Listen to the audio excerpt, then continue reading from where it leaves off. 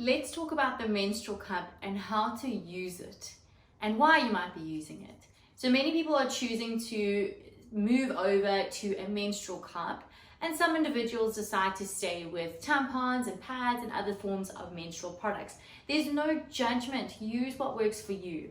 Personally, I use a combination of tampons and the menstrual cup, depending on what my day entails, how heavy my flow is, and what exactly I just feel like using on the day. So there's no judgment. Use what works for you. But today we're going to cover how to use the menstrual cup.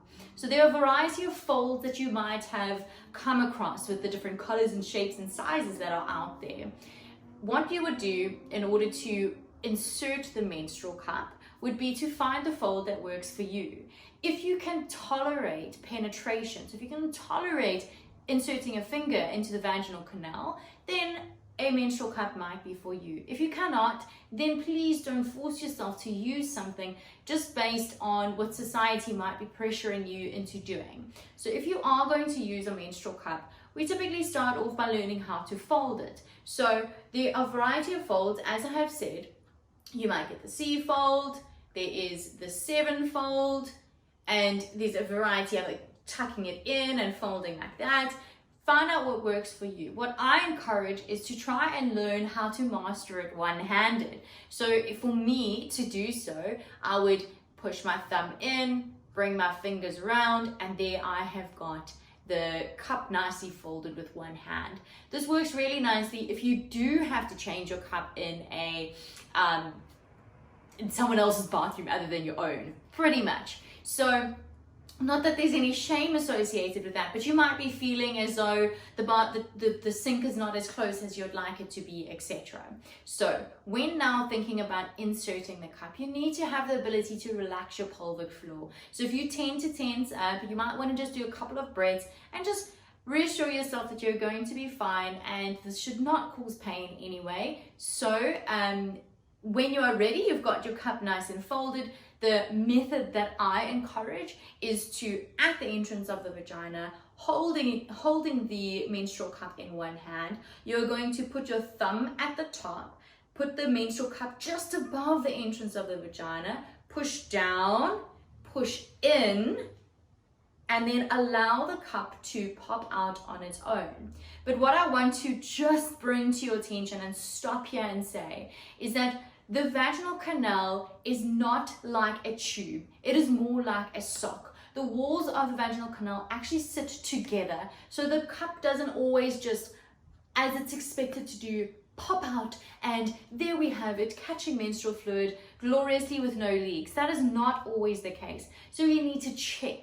So you fold it, place the menstrual cup at the entrance of the vagina, push down and push up, and we might need to use another finger, just pushing it a little bit deeper. The menstrual cup should not be sticking out. You should not really feel it. You might, if you stick in your finger, then you should feel the menstrual cup, but you shouldn't feel as though, oh, it's there, it's giving me discomfort, or it's giving me a little bit of pressure. The menstrual cup should be further in order for you to go about your daily life, swim, sleep, etc. without any discomfort. So once the menstrual cup is inserted into the vaginal canal, you will take a finger, whichever one works for you, it might be your index finger, insert it with the cup inside and feel around the rim of the cup. If you feel that it's a little bit folded, this is when you need to make a change. You have to make sure that the cup is out so that it is suctioned against the walls of the vagina and not sitting like that. If it is like that, then yes, menstrual fluid might escape and then you might have a leak. So you're going to feel inside the vagina that the cup is out. What you can do in order to facilitate it popping out, because it might not do so, is you're going to insert that finger and you are going to push on the side of the cup. Pushing, pushing, pushing, and you might have to do that in a variety of positions, and you might feel that the air is now getting in and it's allowing it to kind of pop out. If that's not working for you, what you might need to do is turn the finger in the opposite direction and push into the vaginal canal in order to allow air in to fill up the cup. So you're either inserting a finger, you're checking around, you're pushing like that, you're pushing like that, No pain, no discomfort, remember. The vaginal canal is really flexible, so it shouldn't cause pain. Pushing like that and then feeling, okay, it feels like it's popped out now and it's sitting comfortably, then you can get up and you can go. You should be able to tolerate, the cup most certainly, but the cup should be able to last for a number of hours. Some people say that it can last for a good 12 hours. I prefer just sticking around the 6 to 8 hour mark, but that is my personal preference. You might find something that works better for you. So now that the cup is in, you might have had it in for a couple of hours, you're wanting to empty it out so that you can change it and then go to sleep for the night, and you think that it might be full.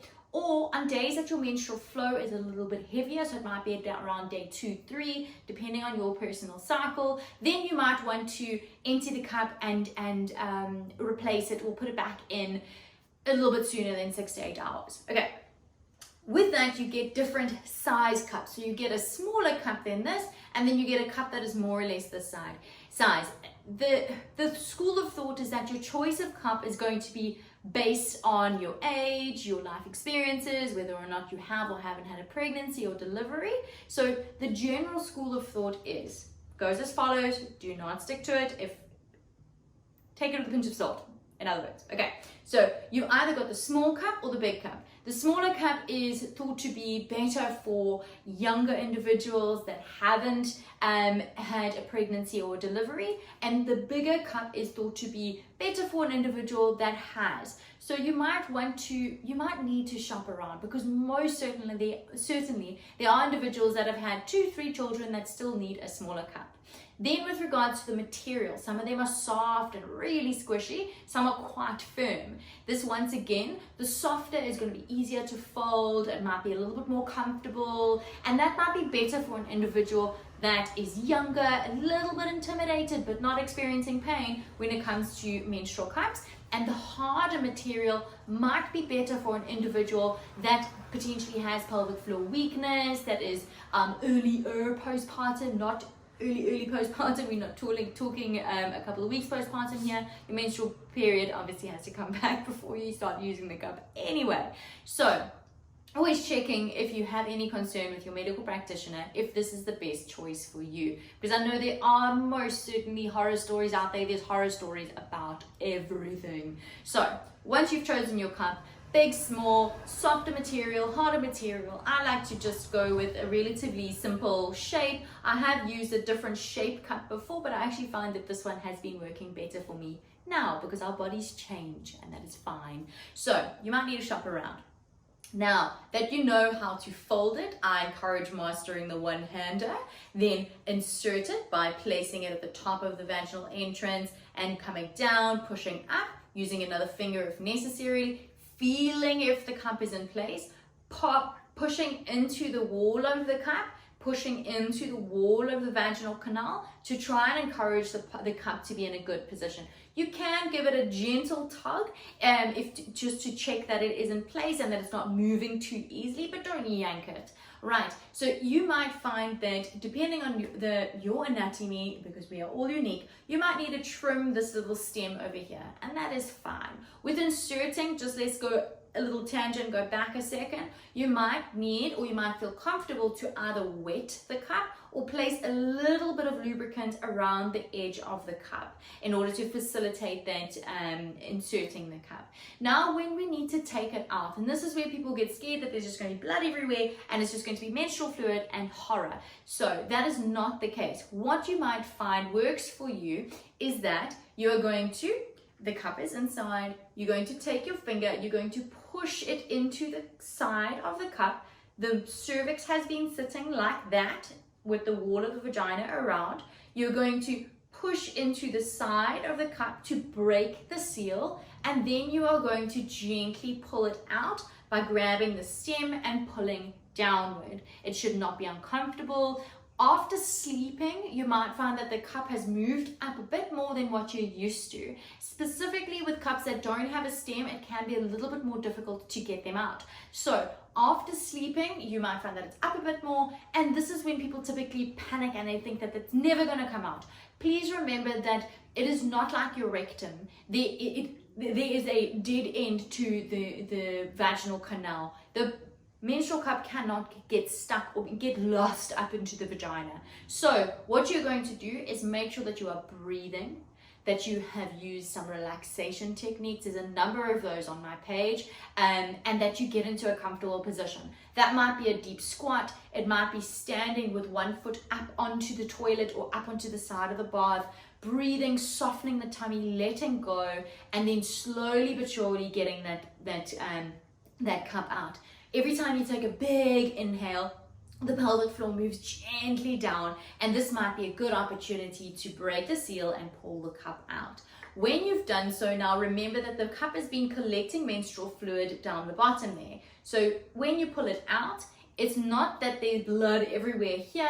The blood will now be inside, the menstrual fluid will be inside the cup. This is when you can empty it into the toilet between your legs, or you might want to empty it, and then if you have a sink nearby, you might want to open up the tap, rinse the cup, rinse it out, and then you can go straight to reinserting it. Once again, now you've emptied out that menstrual fluid, you would fold it with one hand, pop it at the entrance, push it up, check it, pop it out, and then your cup should be perfectly comfortable. You might want to develop a little method of, before you go into the loo, take some toilet paper, roll it, put it next to you, so that once you've taken it out, you've emptied it. Some people like to keep a bottle of water in their handbag so that they can rinse it. If they are in a public loo, they can rinse it and then put it back into the loo. You might want to put it onto like toilet paper if you're at home, and then carry on with your business, and then once you finish, then popping it back in. So that should just kind of broadly cover what it is that you need to do to put the cup in, keep it in, and then take it out safely. You need to break that seal in order to take it out. I hope that answers some of your questions about how to use a cup and the little finicky things that you might still be struggling with the longer stem, with a little bit of leaking, difficulty popping out that menstrual cup because your vagina is not a tube, it's more like a sock, and the walls sit together, and getting it to pop out can be a bit tough, and that's okay.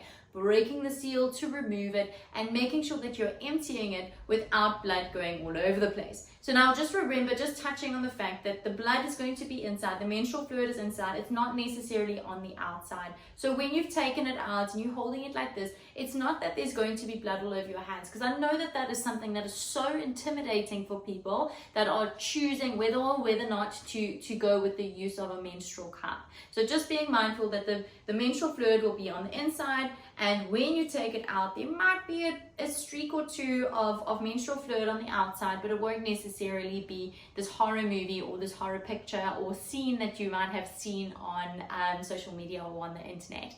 So that is just quickly touching on how to use the menstrual cup. Please ask me questions, put them below, get in touch with me, and I can potentially create another video. But I think that pretty much covers it. This particular cup is from Move Africa, and just a reminder that there's no shame, there's no judgment with your specific, your unique choice of menstrual product. Whether that's tampons in the beginning like me, moving over to the menstrual cup, moving back to tampons right at the end.